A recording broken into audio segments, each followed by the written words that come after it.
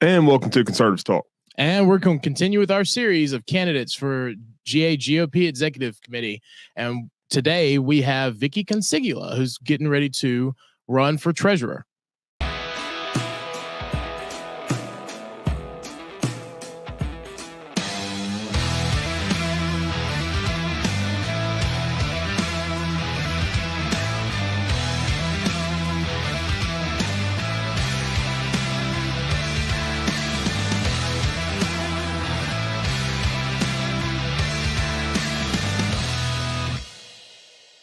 And welcome to Conservatives Talk. My name is Justin. And this is Jamie. And as always, we like to take a moment to make sure that we remind our viewers to make sure they're hitting the like button and the share button on any of the content that they run across on any of the platforms that we release our content on.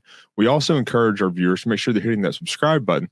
That way they'll never miss a single moment of anything that Jamie and I produce. They'll always have their marching orders, and they'll always be able to have in mind exactly what Jamie and I would like for world dominance. And they can help fund that world dominance by going to our website at conservativetalk.org and hitting the sponsor tab in the upper right-hand corner and the lower right-hand corner. By sponsoring our show, you will be directly contributing to Global Takeover. So, Jamie, you want to give your first reminder? Boycott hometown headlines. We got to get liberal news out of Northwest Georgia, and it starts with you boycotting hometown headlines. Yes, and we also want to take a moment to say a quick thank you to our contributors, and our first one being Net News Network. So you can find Net News Network at netnewsnetwork.net. We also want to say a quick thank you to Veterans for America First, the premier America First policy agenda pushers. They do this through their media arm being Vet Voice. So you can find Vet Voice on any major social media platform by searching for Vet Voice. So, Jamie, with that, let's do it. Yeah, let's bring in our guest. Like we said before, we have another special guest who's going to be running for GAGOP Executive Committee, and we're going to be bringing on Vicky Consiglio. So, Vicky, please join us. How are you doing, ma'am? I'm great. Well, it's great to have you to come on here because we really love giving our listeners an opportunity to really hear from those who will have an opportunity to lead this party into the future and really make a difference into everything that's going on. So we want to give you a chance real fast, just right up front. Can you give us kind of what your political resume would be? Wow. Okay. So I joined the party in 1999. And so last year then. And so that was in Henry County. And wow, I went through so many districts because with just all the congressional, redistricting and things like that. So I was in the 8th district with Newt Gingrich first, and then we went over to the 3rd district with Lynn Westmoreland. Then I switched over to the 13th district with David Scott. Then I was over in the 10th district, and then now because I moved to Milledgeville and I'm in Baldwin County, I'm in the 8th district again. So it's like full circle. But so I've served in a lot of districts. I joined back in 1999, and I have served as secretary. I've served as treasurer, finance chair. I've served as on different many capacities in Henry County, and then I also served on the 13th district. I've been parliamentarian. I've been secretary. So it just, and then on the state committee. And of course, the last 4 years, I'm assistant treasurer. So that's as far as, when it's like political resume, as far as being involved in the party, but also was a Trump elector. Also served on the Trump Victory Finance Committee. Awesome. And I'm also a foundation board member. So I was a 2020 RNC convention delegate. So I do have a lot of, background as far as fundraising and things like that for senators and the governor and a lot of the political candidates also. So it just, when you are involved in the party and you're a worker, you just do whatever that's available. I've always just said, hey, if God opened the door, I'd walk through it. or I would knock on the door. If he opened it, then I would go through it, kind of a thing. I wouldn't knock the door down, but I wanted to make sure that it was open. But so I've served in a lot of capacities, throughout through that since 1999. So, you just have a list probably that takes up a whole page on a resume. Yeah, I was kind of looking at that, and like you have a very impressive, not just political career, but just career in general. Can you tell us a little bit more about your just background? So I started out in construction about 36 years ago. I worked for the Associated General Contractors for 13 years.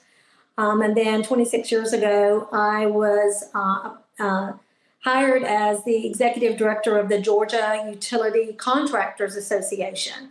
But I'm also an OSHA 10 and 30-hour instructor, which I taught, and I also taught sexual harassment in the workplace.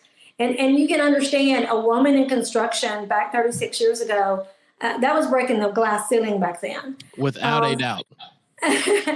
And so, for me, it never was about I was a woman in construction. I didn't really look at it that way. I mean, a lot of people did.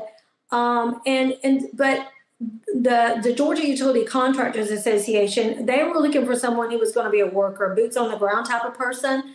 And that's what I was. And so I came in 26 years ago with a file box and, a computer desk, and that was it. And then we purchased our own building. We got our membership up to 600 contractors throughout the state of Georgia. We were national award winners. We just accomplished a lot of things during that 26 years. I'm very proud of the accomplishments we have. We have a full training center and things like that. But I got involved in politics because I saw how important it was. The construction industry is very heavily regulated. So if you can understand as a Republican, that regulatory, it stifles business. And so if you're familiar with that, it's just you have to meet all these regulatory requirements and to even be in construction. And I always ask my guys, I was like, I don't see how you do it, because there's so many laws that you have to keep up with. It's Public Service Commission, Insurance Commissioner, OSHA, Department of Labor. I mean, just all these different regulatory agencies that you have to be in compliance with. So if you didn't belong to an association that kept up with all the new laws and the regulations, you just wouldn't have time, to be able to do that. So I made sure as executive director that our association was meeting the needs of our members through either safety, insurance compliance, compliance with the Public Service Commission, whatever it was, I wanted to make sure. But that's why I got involved in politics, because when you go to Washington, D.C., or you go down to the Capitol, if there are bills that were adverse to your industry or to just in Georgia in general, as far as business, you want to make sure that you have a voice in that. And I know a lot of times we go to Washington, D.C. to not really, push against anything, but more just to get funding back to Georgia for clean water and to make sure that we were getting the funds that Georgia needed for our water and our sewer systems. And because of my involvement in that, the governor has appointed me on a state board for the Soil and Water Conservation Board. So it just involved in that, a lot of fundraising. We had a PAC. A lot of people, they don't like PACs, but I'm telling you, it's when you're running a campaign, you have to have money. Yes. And, I don't understand where folks, and I'm probably getting down a rabbit hole here, but, it takes money to run a campaign. And so, I had a PAC. And so I did things to build our PAC. I had big auctions, but also a fundraise for different candidates. And I fundraised in the districts also. And so I felt like it was important. And that's why I'm a member of the foundation, because I try to raise money for the GOP. And for the Trump campaign, because I felt like that was important. You have to do those things in order to have access. And a lot of people push back against that. But if you just sit and don't do anything, if you don't donate, if you don't give, if you don't contribute, even just of your time, it's like with the church. You can go to church and just sit there and you don't pay your tithes, you don't get involved, you don't teach a Sunday school class, you're not a door greeter, you're just sitting on a pew. well, yeah, you love the Lord, but he wants you to have a service. And I'm of the service, mindset. Yeah, and I like that analogy because with a lot of people that are in service within the churches, they feel led to be in that service, and it sounds like to me that you feel led to have been in that position to where you were financially raising funds to be able to help these organizations and to help these campaigns. So well, and I completely say, understand yeah, where you're going with that. One thing that we try to encourage people on is everyone has a role, and whatever capacity you feel that your role is, you're led to that. Some people, the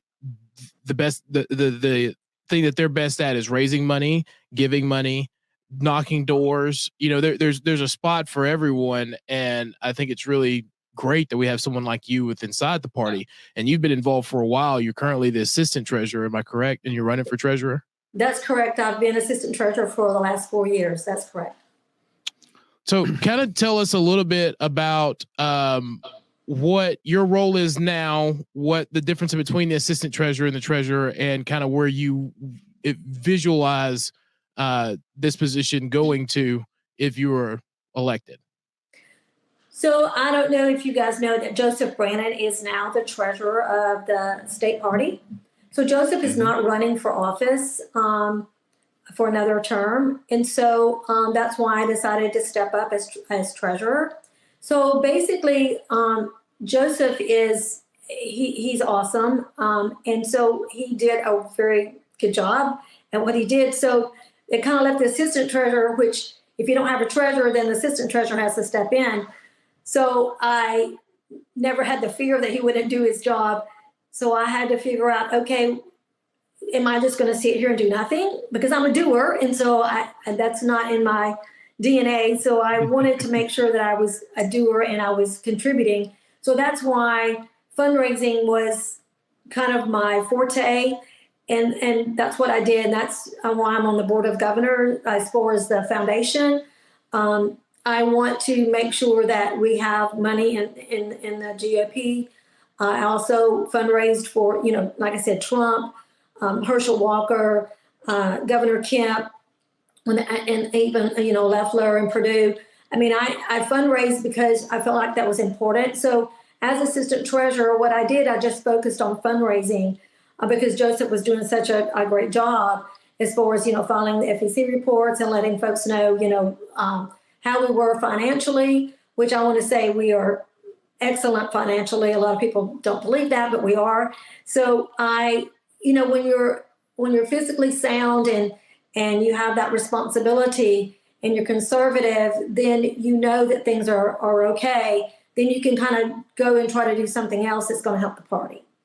Well, so I got to say, in listening to a lot of what she's saying, she kind of reminds me of the boss. You have a woman that's in construction. You have a woman that really loves and really helped Trump. You have a woman that is physically one of the most sound individuals that you can find out there. I mean, she reminds me of the boss. Yeah, I mean, look, being in the industry and also the training facility for the Utility Association is where I got my level 2 certification. So like being in the industry, like it's very empowering to see, it's very impressive and empowering to see a woman of your stature like in our industry. So for those that don't know, Jamie's geeking out a little bit. I'm I'm trying to be calm. So what I want to ask real fast is, okay, so we know that you have done a lot with fundraising and really rounding the troops and really bringing up a lot of funds that are necessary in order to run these organizations, that are necessary to run a lot of these causes. What would be the difference between where you are now as assistant treasurer and where you will be as treasurer? From a fundraising standpoint? Well, just in general, what are the two differences between the jobs? So the treasurer has to sign the FEC reports. So my name would be on the FEC reports, where they're not now because they don't need to be, because we have Joseph Brannon's name on the FEC reports. So if anything is misreported or there's any misconduct as far as monies, if there's filings that are late or someone contributes they're not supposed to. I mean, there's all these rules with the FEC. Yes. It's pages and pages. Okay. Believe me, I'm well aware. So my name, so I would be the first. I would be the first that my name is, I would be responsible. I would be responsible for the campaign funds that are coming into the party and how they're dispersed. And also, let's just say that we go back 2 and 3 years ago. Well, let's go back 5 years ago, and someone solves an impropriety back 5 years ago. Because I would be the current treasurer, I would be responsible. My name I would be the one that they call upon that would have to make sure. Yeah, so it's a big responsibility to be treasurer. It's not the chairman, it's the treasurer that has to be the one that's responsible for that. It's a big, I had to pray about it. It's a big, because you think, okay, I hope they have liability insurance that's going to cover me. So, but I'm very conservative, and one of the things that I didn't say because you guys didn't ask, and I will lead into this if that's okay. Well, please. So one of the things that what I tell people to do is I'm a proven conservative leader, proven in the fact that I was assistant treasurer for 4 years, conservative because I base everything that I do on biblical principles. And you don't have to be a believer to know that the Bible has golden nuggets that help you in your daily life and to live a life that's full of integrity and peace and love. And so if you're all about those things, I suggest, hey, read those 66 books that by 48 different authors, right? It's not just one book, it's 66 different books. Mm-hmm. And they all hold just great but I'm also fiscally responsible in the fact that I believe in budgets, and I am a treasurer of the Georgia Association of Conservation Districts also, and they get a lot of grants from the federal government. So we just have to, everything has to be, and there's audits that's done continuously. So I have to make sure that everything is done correctly through that organization also. And also served on the Henry County Zoning Board for 11 years. I chaired that board for 11 years. And I was behind the formation of trying to get the city of Eagles Landing started. So I've done a lot more than just, so I try to get involved. My church is first and foremost, I love the Lord and I put God first in my family. But, I'm a leader in the fact that, like I told you guys, I'm a doer. So when I see something that needs to be done, I just want to do it. So I want to make sure that folks are doing the right thing. I'm kind of like a rules follower. I want to make sure that we cross our T's and dot our I's so that there's no impropriety in our GOP, and to make sure that the books are correct and that we have transparency back to the members. But not only transparency, but it's easy to give a financial statement that people don't understand, because a lot of people aren't accountants. And sometimes when you look at those books, people are like, my board, their eyes would glaze over and they're like, Vicki, we don't understand this. So I brought it down, I brought it home to them. And people want to see that. They want to see, look, this is how much money we made. This is how much money we spent. What did we spend it on?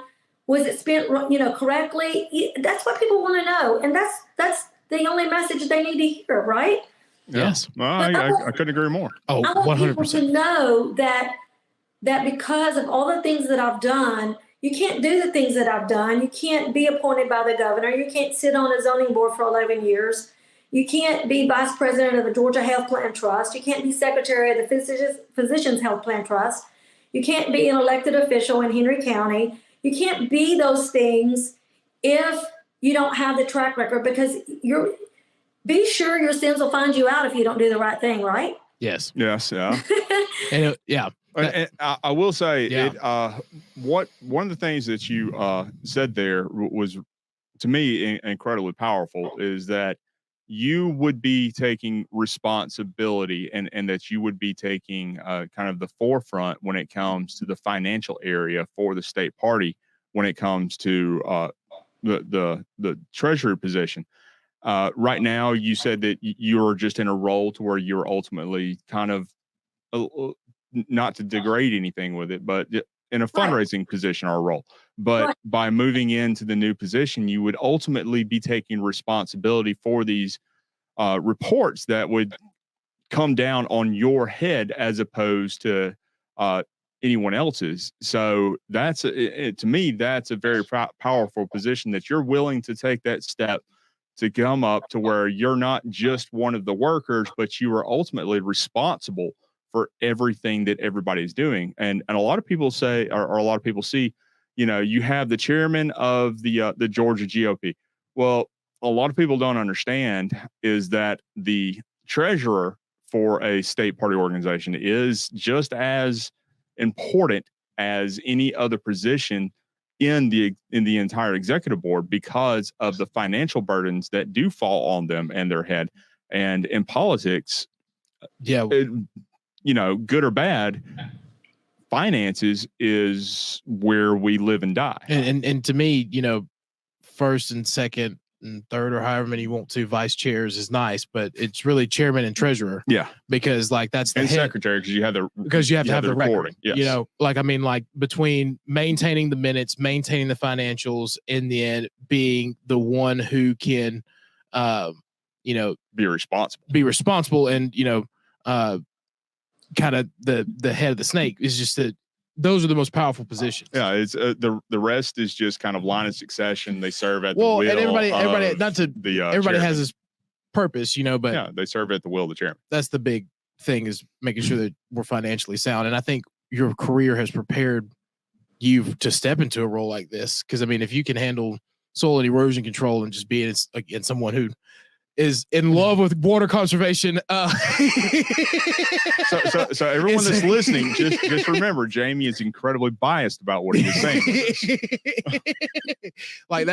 That's a major burden to bear, is because you have to go through the Clean Water Act. You have to make sure that you're keeping up with EPA and everything else that comes in, making sure that, just watershed districts are okay. There's a lot that goes into that endeavor, and being able to not only sort that out, but make sure that other people are following it, and then maintaining their records to show that they are continuing their education. We talk about this all the time in my field, where construction is really going to 70% re-education or education, 30% being actually in the field.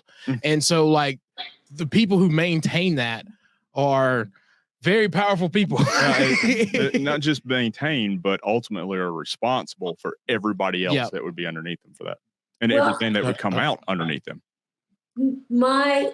I always had this motto when I was executive director of the Georgia Utility Contractors Association, is educate instead of legislate.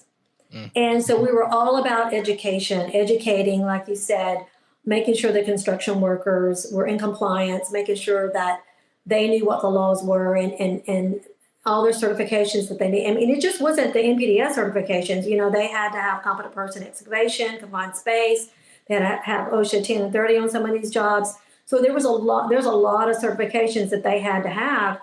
And, blasting certifications, I could just go on and on, because I told you, regulatory, it was a lot. But the thing that I'm most proud of through that whole executive director, 26 years, it was all the awards and, the kudos and that sort of things like that. But I wrote the very first apprenticeship training program for utility construction in the nation.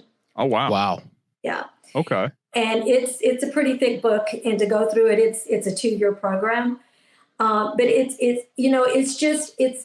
a lot of materials. But you think about, equipment, safety, you talk about, your trenching, all the different things that you have to, like I said, we're heavily regulated there in the industry, and that's just utility construction industry. This is not talking about roofers and, the carpenters. This is just utility. This is folks that are digging in Georgia. Yep. And so that's what we focus. This is not transportation. It's, if you're digging trenches in the state of Georgia, that's what we focused on.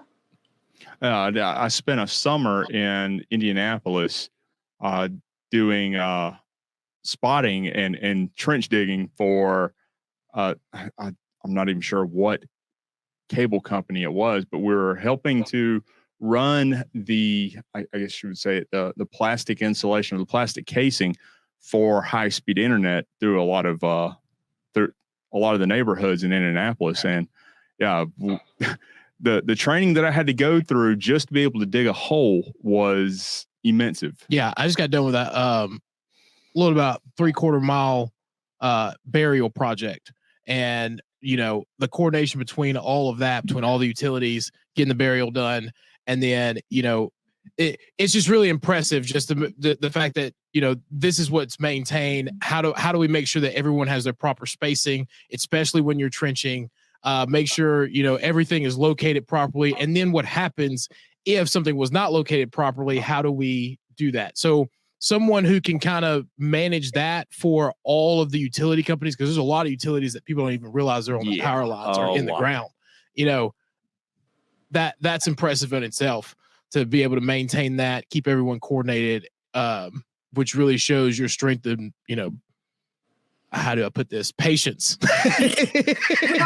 One of the things, and we have the Call Before You Dig law in Georgia. And so as someone who represents the excavators in the state of Georgia, so we had to get with the utility owners and the Public Service Commission and Georgia 811 and all those entities to help write legislation so that it wasn't detrimental to folks out there, like you said, that are digging, that are trying to do their job. You can't be so restrictive that someone can't go and put pipe in the ground or put cable in the ground that folks need for internet service, that sort of thing. So, and in rural Georgia, they really need that internet service. And so it's very imperative on us as in the state of Georgia, as far as the legislators, to make sure that we're not impeding. Yes, everyone wants to be safe. But let the associations regulate those guys, because they're highly trained. They know what they're doing. And that's why I said educate instead of legislate. Mm-hmm. We have enough legislation on the books. We have enough regulatory on the books, but you get so much that it's just hard to do your job. And especially when the economy goes bad, it's just like they're, and folks are not paying them. I don't see how they're paying their employees. And so when when folks, push back against business and business owners, you got to wonder, where's that coming from? Why are you taxing these businesses where they can't even stay in business anymore? So it did help me. It helped me because I worked with, construction workers for 26 years, or really 36 years. And it just from all gamuts, from those that, just were in the field to those who were $1 million owners, right?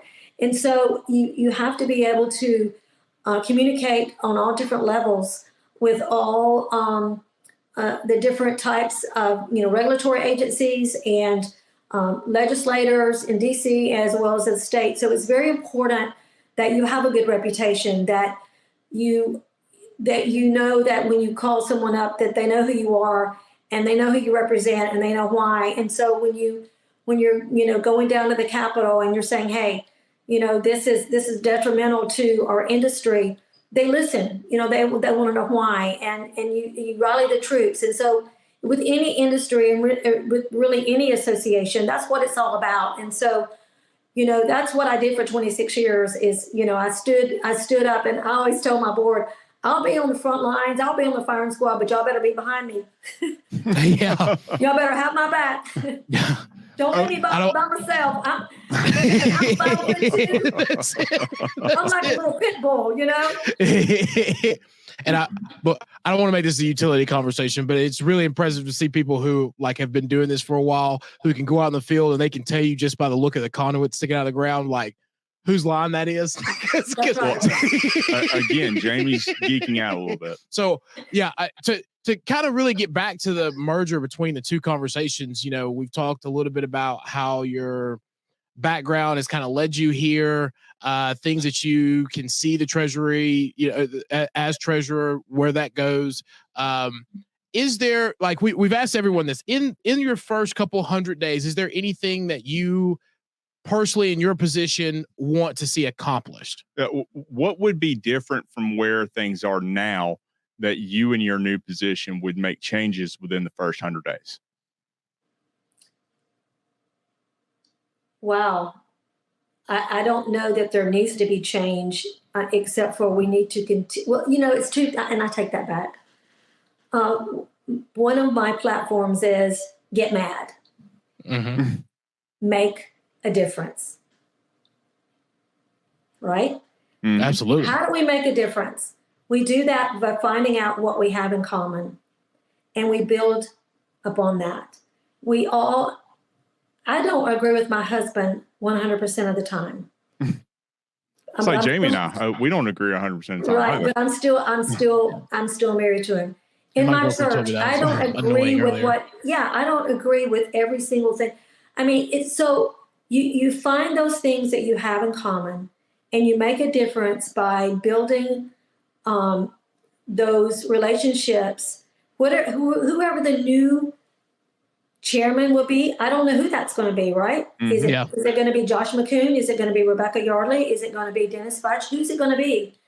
The first 100 days, I will have to work with that chairman. I would have to sit down with them and find out what their goal is, right? For Yes. their 2 years. And so it's hard for me to say, oh, well, I don't know what I do, because I would depend on them to tell me what it is they want to see accomplished. For sure, we make sure that we have to have the money to keep the headquarters open and to keep a staff, right? And so we want to make sure that the money is being spent correctly, and we want to make sure that we are doing what we're supposed to do. But fundraising, I think, is the biggest key, is to make sure that we continue that, to build the foundation and to get our donors, back on track and where they need to be. We need to make sure that we continue to do the things that we've always done, which is our audits.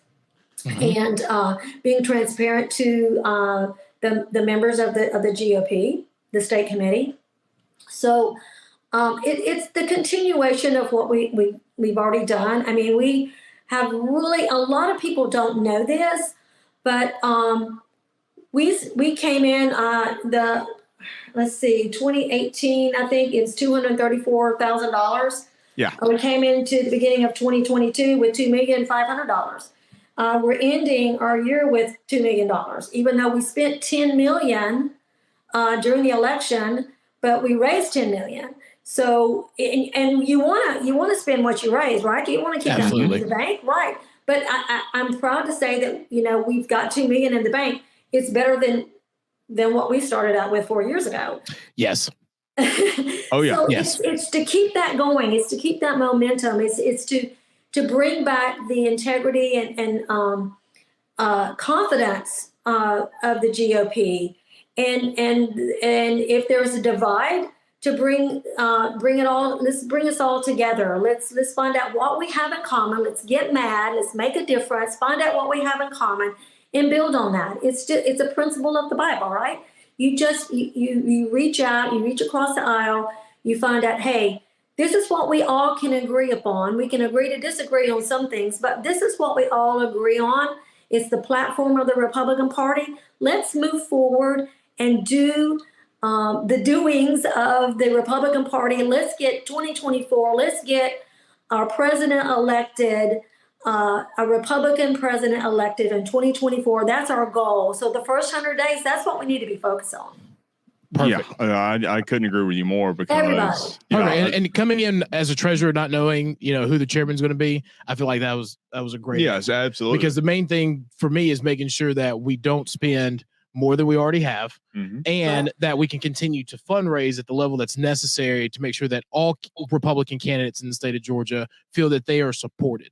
Yeah, and a lot of people don't understand the significance of the fundraising aspect of just campaigns or through the state party in general. I mean, it is the very lifeline. Everything that you see as far as all of the mailers that go out from the state party or a campaign, or anything that you see as far as the staffer that's in a specific district, every aspect of the party, from the state to the campaign to even the local levels, are because of the fundraising efforts that are coming from your position and the position that you are wanting to run for. So obviously you have been very successful from where you have gone, and you just want to take that step and take it up a little bit more, with the responsibility of being the person that is ultimately responsible for everything that goes on in our state party. The financial aspects of it, which I have to say, my hat's off to you with that aspect, because and working with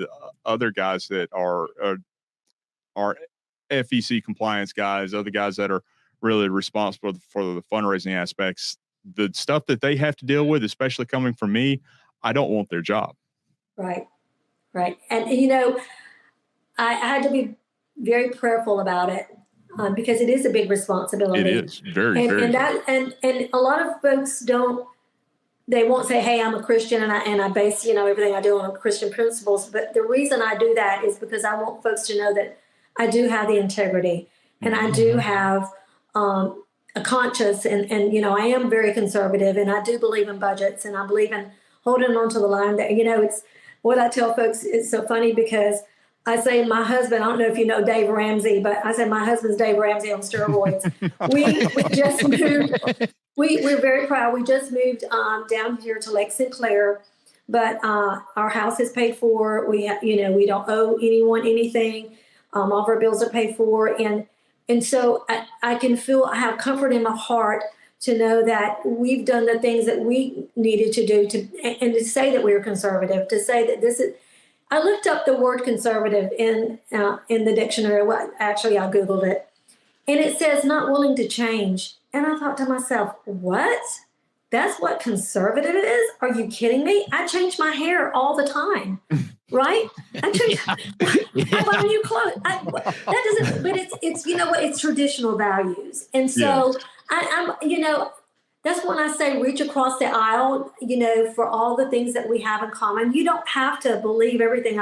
You can be Muslim or Jew, whatever that's not what I'm talking about. We all have things and we all have things in common that we can build upon. And that's what we need to find out. What do we all agree upon? And let's take those things that we agree upon. Because if in the Republican Party, there's so many different factions. I mean, and I'm just going to talk about the Democrats right quick.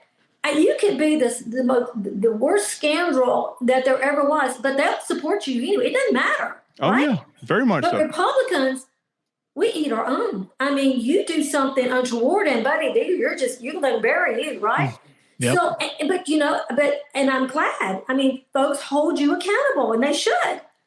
It's the Democrat Party. They don't hold anybody accountable. They don't care, but we care. You see what I'm saying? And that's the difference. And that's kind of why we did that. But we need to get away from that piranha attitude and just say, look, let's be our tribe. Let's all stick together and if somebody's doing something wrong, call them out for sure. Don't let them continue to do something wrong. Call them out. Help them to do better, to see the right way to go. Let's just get them, a path, but let's don't tear each other down, not to get to the top. Let's just try to help each other and use those principles that we all can agree upon to move forward, right? Instead of infighting. And let's get that divide that might seem to happen, and let's try to find common ground. Absolutely. Yeah, and I couldn't agree more with that statement there. And I'll say it again, as I have said on at least the past two shows that we've done with this. The boss always describes what we see. Our the ultimate goal is that when it comes to the Republican Party, the infighting that we see is a lot like what you see within a family reunion.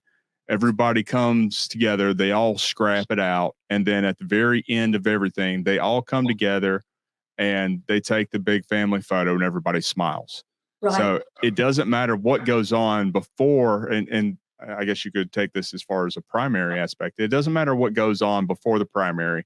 It only matters that we come together at the end for the general and we all smile and we all vote for the same folks in the same way. Yeah. I mean, I have cousins that I like more than others, and that's, and that's perfectly fine. And I feel like that's how the party should operate. Mm-hmm. And because at the end of the day, we're all going for the same goal, and that's to beat Democrats.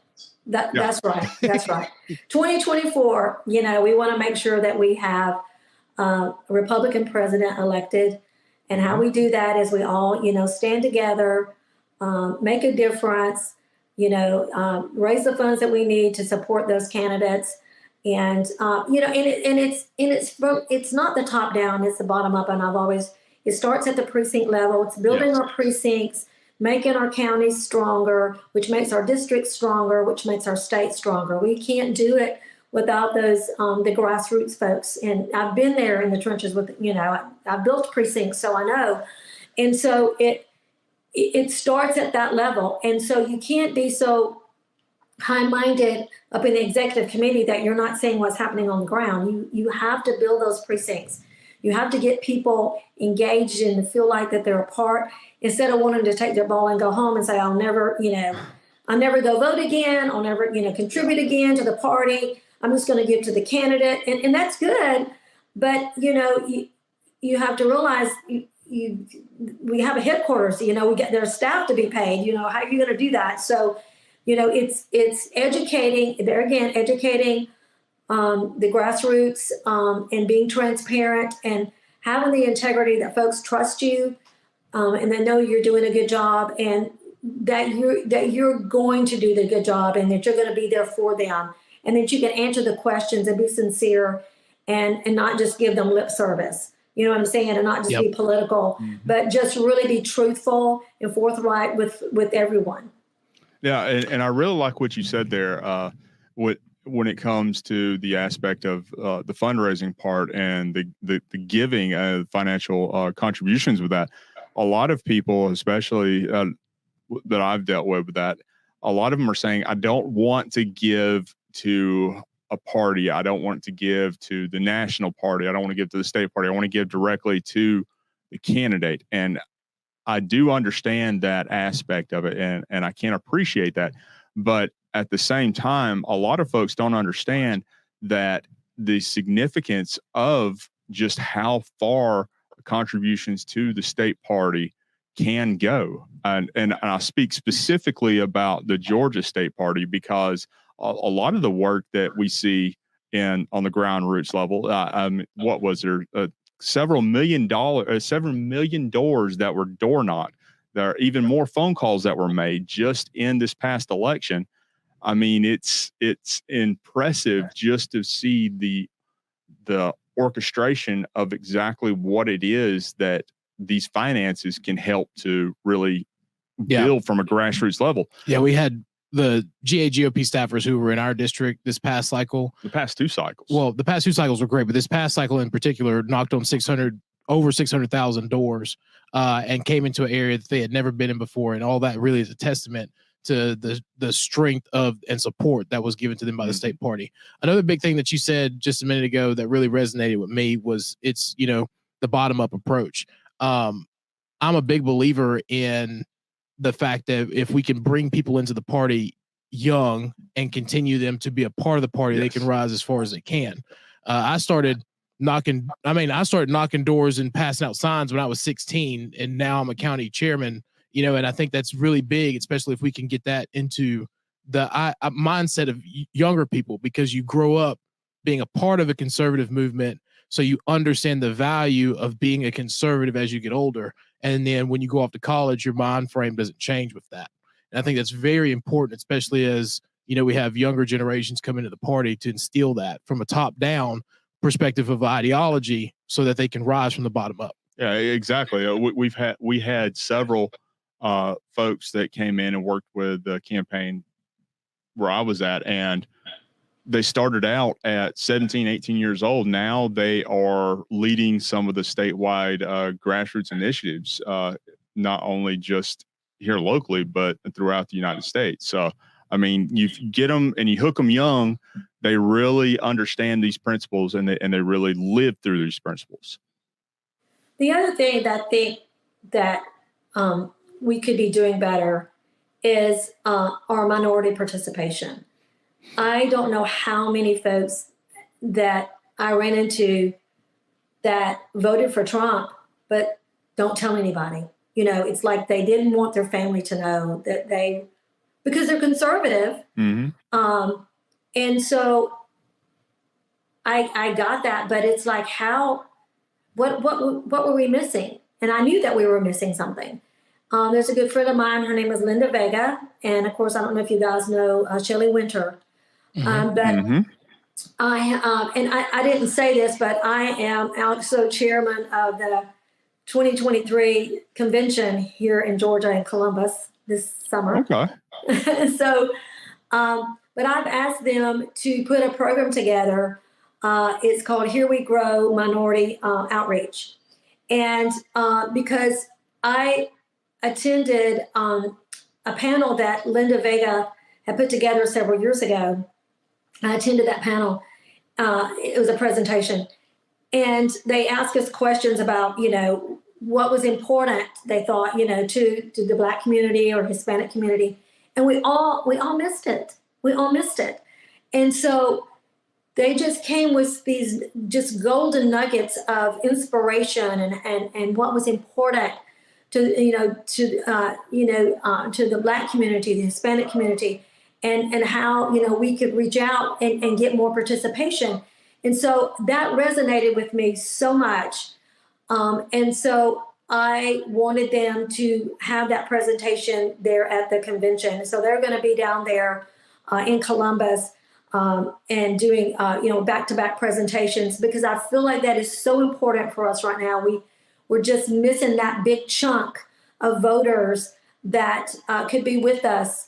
But we just, for whatever reason it is, I just don't know that we just haven't been successful in getting that chunk of change that we need. I call it that. But to reach out to the minority group in Georgia. I mean, if somebody else has that answer, let me know, because it's like a void.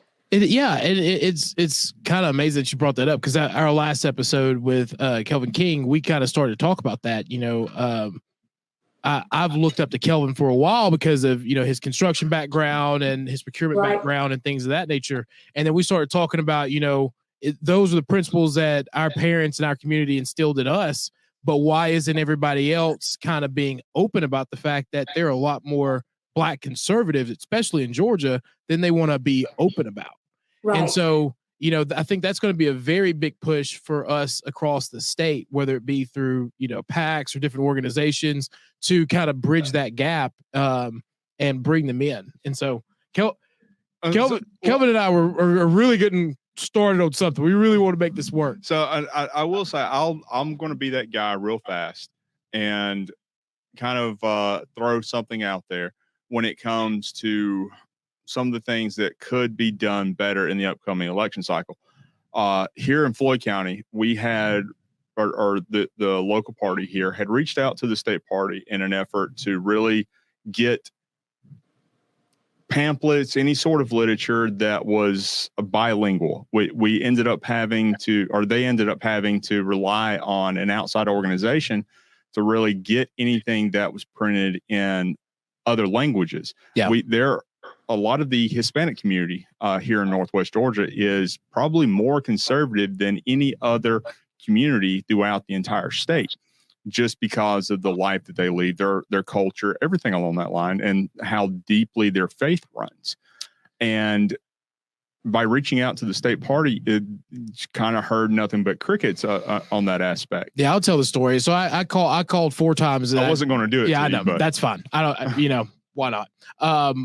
I called 4 times, and we had someone else call as well, trying to get platform information printed up in Spanish. We had a few early 20, mid 20 Hispanic males approach us and say, hey, we have a lot of people in our community who are shy to come out and get involved, but they want to get involved with the conservative movement. Do you have anything that we can present them in Spanish? And so we asked multiple times, and it got to the point to where, I ended up having to go to other organizations who were kind of doing a similar thing for our calls, who were printing bilingual pamphlets. And then we just started passing that out so that they could. So I think that would be a great starting point, is just to make sure that our party platform across the state has a bilingual, material that the counties can pass out when needed. And again, this what we're saying here is by no means a reflection upon you or really anyone else. Yes, it was just like, we get that it was a busy time. It's completely more than anything else. Yes. And it's something that we feel that could be a great stepping stone into really being the big tent party that we have traditionally always been. That's true. You know, one of the things that I struggle with, and I'm going to say that, is the opinions of those that really bark real loud when you do things like you're asking to be done. So let's say that the party, prints all this material and spends, $2,000 or $3,000, maybe more, on this, and then you're going to have someone that's going to say, I mean, I just can't believe, they need to learn, everything needs to be in English. So you see what I'm saying? You're going to get pushback, so you gotta find out, okay, what do we do here? What's more important? So to me, it's important to, like you said, to reach out to those that are conservative. And how do we do that? So we got to have the ability, like I said, to get mad, to make a difference. How do you make a difference? You do things that you've not done before. You got to step outside that box. And yes, people are going to complain because you spent the money, which they didn't think that, needed to be spent, right? But that's where you have an executive committee. You have an executive committee, you have a state committee, and then you talk about those things. You're like, this is what we need to do. This is the outreach. Have a discussion about it. Okay. Can we spend the money? How much money do we need to spend? Put a committee together if you need to, if you don't think, but have the committee to be someone that really understands, like you said, the outreach and how we need to, like you said, to reach those folks that are conservative that don't let people know, because we haven't reached out to them, and they don't even know that they're welcome, right? They don't even know what a platform is. It's educating. And so how do you do that? You have to spend that money. You can't spend the money that you don't have, though, right? So it's like a catch-22. So if everybody's taking their ball and going home and not giving to the party, well, there's no way we're going to have outreach. We have to have outreach. Now, a lot of that stuff, picking up the phone and calling folks, doesn't cost anything, right? I mean, it's not all about money all the time. It's about your time and your effort and your talents. And this is what I say, it's not just in your church. It's not just about paying your tithes. God wants 10% of everything. He gave you breath and life, right? What are you doing? What are you giving 10% of? Well, your talents. If you're talented, if you can sing, or if you can, like you said, write a poem or write a book, or help administratively, or make phone calls. There's a lot of things you can do without having to contribute money. But like you said, it's knocking doors, or just reaching out to the folks in your church, or having voter registrations. There's so much that can be done. But folks have to be taught that. They have to be, they have to say, hey, it is about money, but it's not all about money. These are other things that you can do. And so, getting out, starting at those precincts, finding out who in your neighborhood, like you said, is Hispanic, or, the Black community, the Black churches, let's get them, registered to vote. Let's make sure that they know that, hey, we're on, you're on the same team, really. We have the same values. Why aren't you voting Republican? So these are educational, like I said, outreaches. These are things that we need to be boots on the ground, need to be doing at the precinct level. But it takes the money to educate those folks. And like you said, to have the pamphlets and to have things as outreach. It's not just the Hispanic community, but the Asian community. Yes. Right. So it's all of that, but all that takes money. And so it boils down to that. And I do want to add this in, because I think that, that was a barrier that we saw beforehand. And I think that was kind of the big thing was, while do we have the ability to at the state party? But I think as a county chair, right, I think the beneficial thing for us, I don't think at the local level, we wouldn't mind spending the money if we had an approved template, because we didn't want to create anything that wasn't necessarily approved by the executive committee. So if there were even just a template that, we can just say, hey, do you have anything like this? And we can go grab it and pay for it to be printed off as needed. I think that would be beneficial. Oh, for sure. Because you don't want, Floyd County giving out a pamphlet, and then Cobb County giving out something different, and then Henry County doing something, or Coffee County doing something else, right? And that's a good idea. Those are great ideas. And And those ideas come from the county back up to the executive committee, things that we can talk about. And that's why you have a state committee. And that's why you guys would be on the state committee, because it's that voice. We need that voice. We need those suggestions. We need those things. It's like, here's the problem, but now we need to know the solution, right? And then how much is it going to cost us, and how are we going to get the money? So those are kind of, and as an association executive, those are things that we always talked about. Okay, here's the problem. What is the solution? Where are we going to get the money to make it happen? And so those are the steps that you make, but we can do it. We can do it. And we can do it with everyone's help. We have a great team. I'm looking forward to working with, returning, executives or new executives in whatever position. And I'm just excited about, like you said, the first 100 days. It would be awesome. I mean, it's just to see, new life, and it always brings, refreshing revitalization to an organization. I know with the Georgia Utility Contractors Association, our board changed every single year, and we had a different president every year, and so it was a different personality. So you learn to work with all those 26 years. I had 26 different personalities that I had to deal with. but that's okay. That teaches you. But that teaches you, how to work with folks, and not everyone was, cordial or, easy to work with, but you still have to work with them, right? It's your president, he's the president of your board, and you want to make sure that, your members are happy and that you have the money to do the things that your president wants to do for the year. So, you engage, you have the conversation, you have that. And that's why I said, it's up to the chairman. I work with the chairman, and so whatever they want the first 100 days to be, you want to work together. You can't, executive committee has to work together. You'll get nothing done. Sounds great. So we're kind of ramping down a little bit here now with this, okay. and I want to give you an opportunity. Give us your best pitch in regard to why folks should vote for you during the state convention. And I guess give us your stump speech for why they should support you. There again, 3 words: proven conservative leader. My commitment is to work with the new chairman, whomever that may be, work with the staff at the headquarters, follow the steps of the current GOP treasurer, but try to do is over and beyond that we've done before. Make sure that we're transparent to all the members as far as with financial information and where the party stands, and how we're spending our money and where it's going, and making sure that we're all doing the right thing. But also, I want to get mad. I want to make a difference, to find out what we have in common and build upon those principles that we all agree upon. I mean, in all honesty, it makes sense to me. This has been an absolute honor. Thank you. Oh, it's an honor here. Thank you. I appreciate the invite. Absolutely, man. Well, again, we appreciate you coming on, and I'm sure we will be seeing you here soon in the future. Hey, and listen, off the record, if you need help with construction, any kind of regulatory, just let me know. Oh, I'm going to call you. Stay relevant. I wasn't going to put that part of the show, but I'm absolutely going to call you.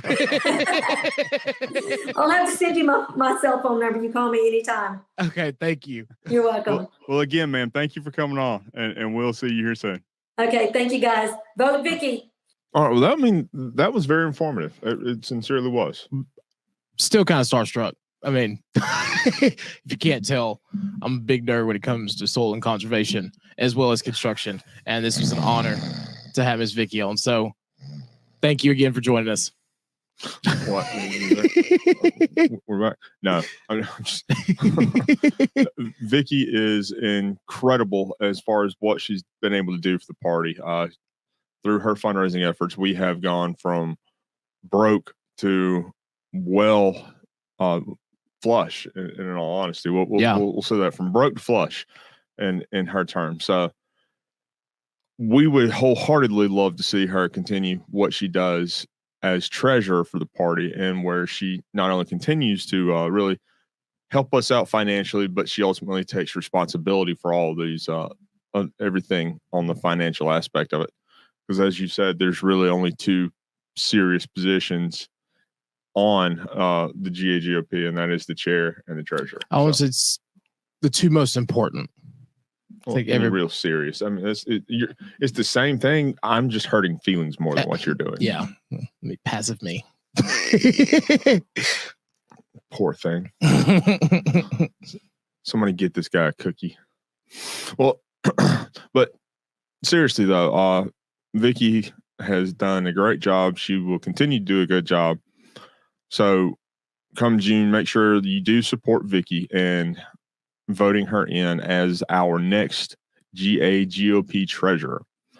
And with that in mind, we do like to take a moment to make sure that we are reminding our viewers to make sure they are hitting the like button and the share button on any of the platforms that we release our productions on, as well as making sure that you're hitting subscribe to those platforms as well. That way you'll always have all of the content that Jamie and I do produce and release. So you can always have your marching orders, and you'll know where you fall in line in the march for world domination. And you can help us fund that world domination by going to our website at conservativestalk.org and hitting that sponsor tab in the upper right-hand corner or the lower right-hand corner and helping us out where you're able to, because every little bit will go a long way to not only helping us to continue to produce these videos, but helping Jamie and I to realize our lifelong dreams of bringing you great content. Of bringing you great content. We also want to say a quick thank you to our affiliates, our first one being Net News Network. So you can find Net News Network at netnewsnetwork.net. We also want to say a quick thank you to Veterans for America First. You can find Veterans for America First at thefaf.org. We also want to say a quick thank you to Veterans for America First media arm, and that being Vet Voice. So you can find Vet Voice on every major social media platform. So Jamie, any final thoughts? Just a quick one. Just remind everyone again that your district conventions are on April 22nd. This is another way for you to get involved with the party. Make sure you meet, and if you like to run for a district position, those opportunities are available as well. With the consideration of running, if you're interested in running for any kind of public office across the state of Georgia, shoot us a contact and go to our website and go to the contact page and shoot us your information, and we'll reach out and kind of get you with the right people and get you started. Fair enough. So, well, with that, this is Conservatives Talk, and we will see y'all soon.